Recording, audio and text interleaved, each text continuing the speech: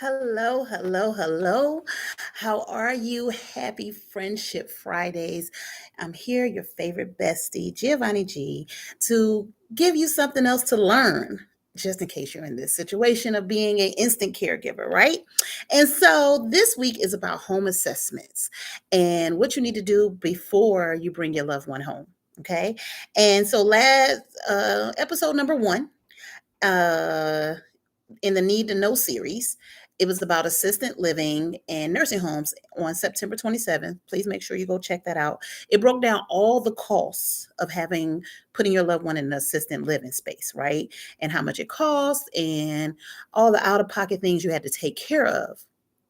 And so you had to come up with the hard decision that it wasn't economically feasible for your family to put your loved ones into an assisted living space, right? And so, although it's a very tough decision, you have to bring your loved ones home and you have to make sure that the house is assessed prior to doing so. Make sure you like, comment, share, and subscribe. It's free. So make sure you do that. So let's get right into it. The tough decision had to be made, and now you have a due date of when your loved one will be discharged, and it's things that you need to have in order prior to bringing them home. Now, it just depends on what the situation is actually. So, some cases you have a unstable living situation, or you at the end of your lease, or you're you're just in a bind. So it would make sense to move into your loved one's home to take care of them there. But sometimes the layout of your loved one's home may not work out. If they have stairs to get to the restroom, they have no space. So you got to kind of assess to see exactly how it's going to flow and work.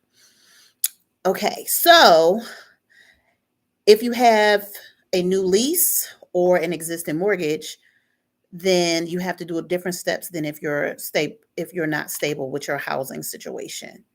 So, if it would be more ideal if you allow someone who had an unstable housing situation, such as a younger sibling, younger relative, a grandchild, or a family friend, to move into the home of your loved one to assist with taking care of them. Now, you still will have to hire a nursing assistant, a home health aide, but that person being in a home, the benefit of that will be like an overseer of the day-to-day operations for them, right? To make sure everything is on the up and up, make sure the people are coming to work on time, make sure everything is nothing's getting taken out of the home, and etc. But if that's not the case, now the benefit of that is also the younger sibling, grandchild, younger relative can save money. They can better their situation while being a manager, so to speak, for the loved one, right? Now, if that does not work and you don't have anyone that you can trust or no one that is not in a bind with their living situation, or you have a new lease or an existing mortgage, our alternative solution would be assessing your own home, right? To see how can this work in your own home setup if moving into their home just won't work. So before you bring them home, you have to see where would you set the bed up? If they need a hospital bed, where would you put that bed? Will it be in the living room? Will it be in a dining room? Do you have an office space that you can convert into this setting for your loved one? If you in an apartment, do you have an extra bedroom that you can use for this person? Or then it's going to be set up in the living room, right? So that is a big challenge in the beginning process of it. Um, or it can simply be it's moved to someone else's house. So my grandmother, God rest her soul, passed away, and prior to, she had to go to hospice.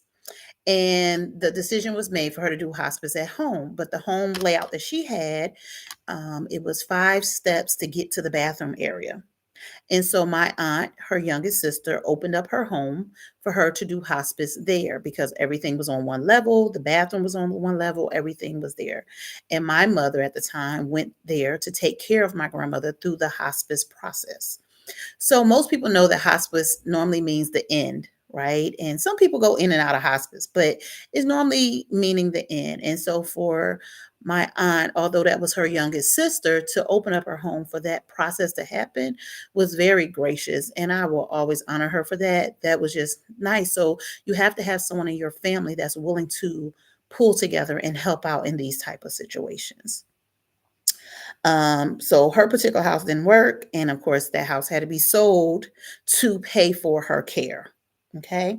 So, and that was my grandmother's situation. With my situation, I had just renewed my lease 1 month before her stroke. And so, although she was in hospitals and rehabs, I had no choice but to put her in assisted living until the end of my lease because I was on the third floor and with no elevator. So, her coming to my home, not being able to walk, it wasn't possible. And so I had to simply move to be able to accommodate her. So for almost 6 months, 5.5 months, I had to put her in assisted living just so it can work, right? So it can work for my family. And so you want to make sure that the transition from moving them from assisted living, a nursing home, the hospital is smooth and a seamless transition. But it also has to work out for your family dynamic. So if you're a parent, you have to think about your children as well. So the choices that you make will affect your children, it will affect your household. So you have to make sure that that is priority number one, as well as being a caregiver. It is a taxing balance between the two, right? And sometimes you're not going to always get it right. But at the end of the day, you are still a parent first. And although you have to be a caregiver, that kid who can't really survive on their own without you and still need guidance from you have to kind of like navigate that part. And you got to, your role, because everyone can't be a parent, you're entrusted to get this little human to where they're supposed to be. So all decisions made as a caregiver have to consider that child first, right? And so I had to wait until my lease was up for us to move. And for us to move, I had to make sure that things went for my child. So another thing to think about when you're home assessing is everything on one level, right? So if you already have an existing mortgage or existing lease, of course this is not going to work. But if you don't have an existing lease, a mortgage yet, even if you did, you just got to kind of make some adjustments. So if everything is not on one level, you got to put in ramps, right? Or chair lifts to help them get up the steps. They have chairlifts, but this, of course, is out of pocket costs. But these are things that you have to think about. Um, do you have automatic sinks for them to be able to wash their hands? Automatic soap dispensers for them to be able to wash their hands? Lower shelving so the person can still have independence in a sense and still get things for themselves because it's on the lower shelves opposed to the higher shelves, right? You also need to make sure that the doorways are wheelchair accessible if your loved one has a wheelchair. And the standard doorway for a wheelchair is 32 inches wide. That's standard, but they recommend 36 so you can have more room to move around, pivot the wheelchair. It's not tight in the doorway. Most homes have that already. Newer built homes have that, but older amount of homes may not. So those are all things you need to think about prior to moving your loved one into the house. Um,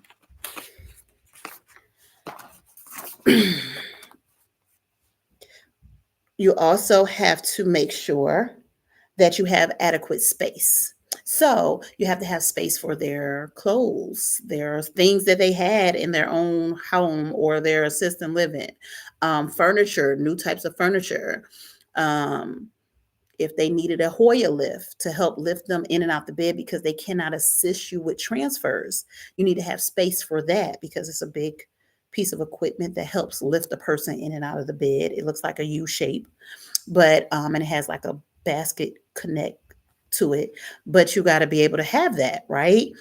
And you need a space to be able not only to have it, but to store it. Um, and you have to make sure that it's a shower, a rolling shower.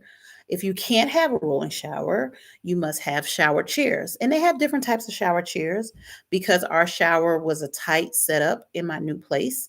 Well, the tub was a deep tub, like a deep soaker tub.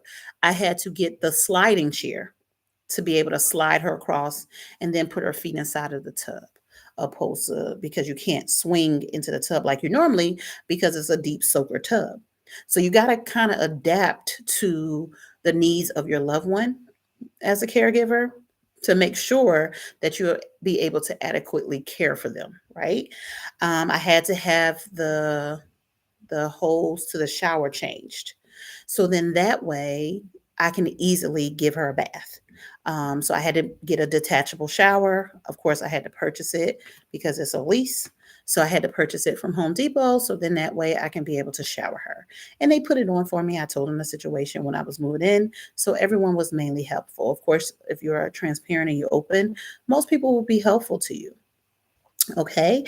And you have to have grab bars. So grab bars is to assist. You'll see them in public spaces. It's like a metal bar that you'll see in like restaurants or gas stations, handicap accessible bathrooms, and it helps the loved one hold on to be able to pivot to the toilet and pivot off the toilet. And if your layout to your bathroom is not adequate for that, because like I said, my bathroom is bigger in some areas, but some areas is not. So the toilet and tub is really close together. So there's no place to put a grab bar. So to improvise, I had to use a toilet riser, which has handles on both sides, and you can raise it up and down to allow your loved one to be able to sit. And I just used that for her to be able to get on and off the toilet. So that was what we used instead of having grab bars. We had to use that instead. Now, when it comes to your actual home, you can put up cameras to see what your loved one's doing if you have to leave in and out the house. You can order them from Old Faithful Amazon, of course, but they have cameras now that you can talk through. So you can talk to your loved one if you had to go to work or you had to leave to go to the grocery store or something like that. You can talk to them and they can talk back to you. They also have door locks that you can change to where you can unlock with your phone or lock with your phone in case medical assistants needed to get in for an emergency. So they won't have to kick your door down. You can just unlock it with your phone. You can put the cameras up to see. They also have things like bed alerts. If the person falls out the bed, you can put it on your mattress. It gives you an alert to let you know that this person has moved off the mattress. And so that is definitely something that you can have if your person is not being in one space or one place or having issues with leaving out the room or getting out the bed or wandering. If it's dementia, you got to have certain alarms in place to let you know that your person is on the move, right? You also can pay for a medical alert service. The medical alert service, you have to pay monthly for them to monitor you.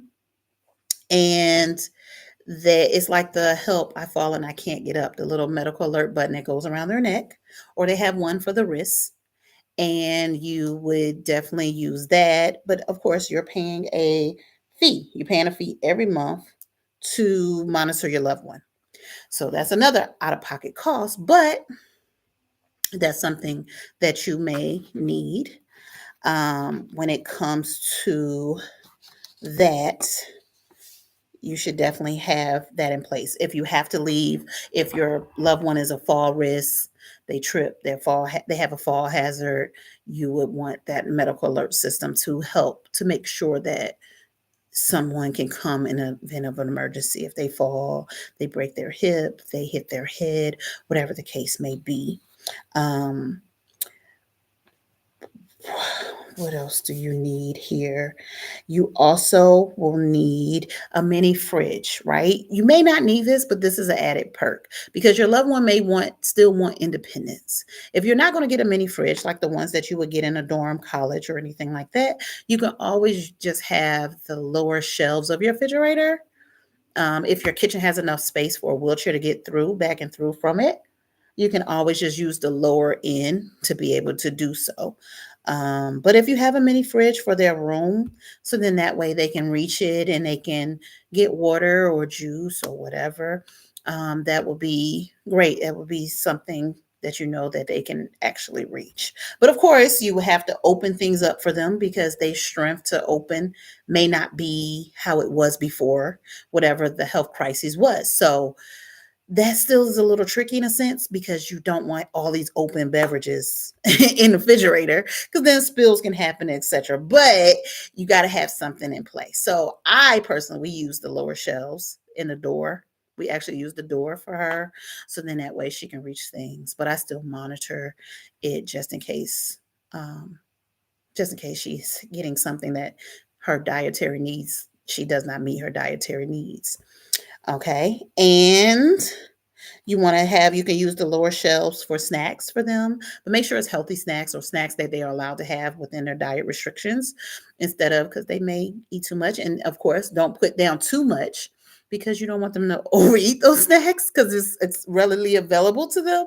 So that's a thin line too. Maybe put out 1 or 2 snacks on the lower shelves so they won't be having a party on this low shelf. Okay.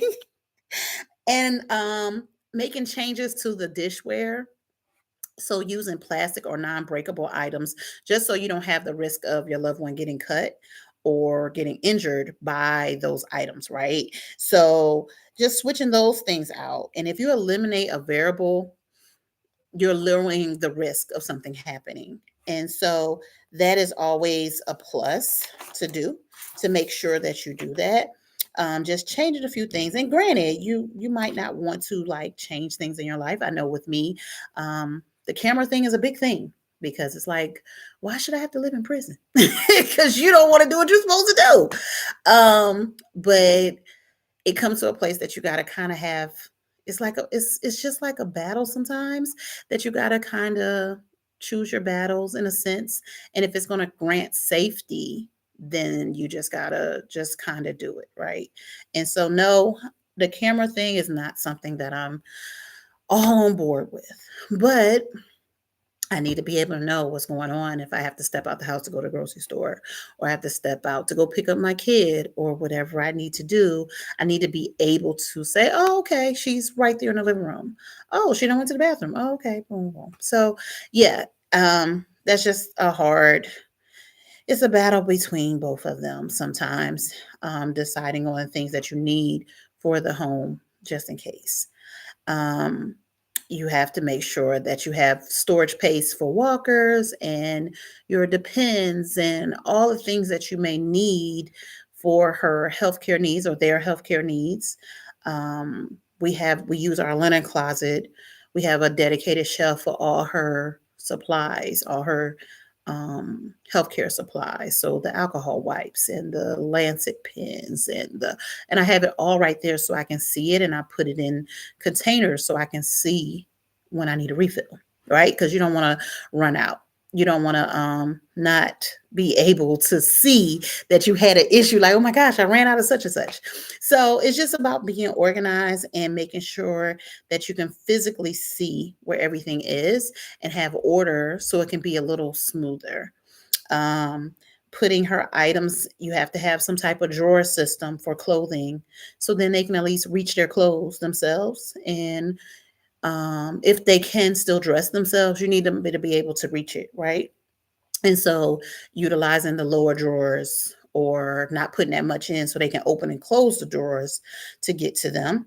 And just those type of things. When it comes to the bathroom, we have a hand drying station. So I'm a green. I like to go green. And so we have rolled up towels that get washed. And I made sure to move it close so when she does go to the restroom by herself, she can actually reach it. I use a different pump bottle for her to easily be able to get soap Our sink was low because that was one of the requirements when I was looking for my new living situation. Like I said, I'm a mom. So the first thing was being in a school district for my kid so she can continue on with her friends. This is her final year. And I wanted her to be able to stay with her friends, class of 2025. Whoop, whoop. And so I wanted her to be able to stay with her friends. And so that was a main focus when I started looking for her place because it was like, okay, it has to be in our school district. And the part two is it has to be on the first floor because I knew she had a wheelchair. I didn't know how long she would be in this wheelchair, but I had to plan for it right then in that moment, opposed to, oh, she'll be better soon. Right. And so I had to look for wide doorways. I had to look for what does the bathroom look like? My situation also was I had to look for a space that had a office space because I have a business. I plugged it 3kgtravels.com for all your travel needs. Shameless plug. All your travel needs, even your disabled loved ones' travel needs.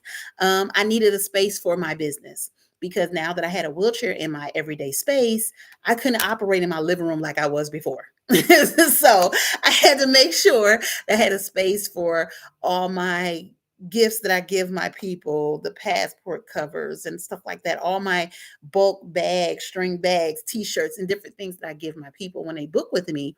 I can no longer have it set up in this makeshift office in my living room, dining room area. I now needed to find a place that had it where it was an office because I knew my mom would be going back and forth with a wheelchair, right?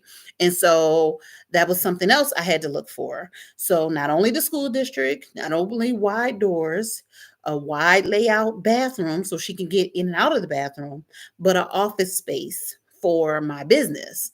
I also had to look for how was it enough bedrooms for me, my kid, and my mother? Was it enough space, closet space for her and the things that she had? And was it closet space for her medical supplies that she needed?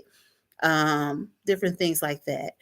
I maximize my space by using like totes for like the shoebox totes for all of her medicines, right? So then that way I can look at her medicines and see what is getting low, opposed and try to keep it as organized as possible to kind of help me with this new normal.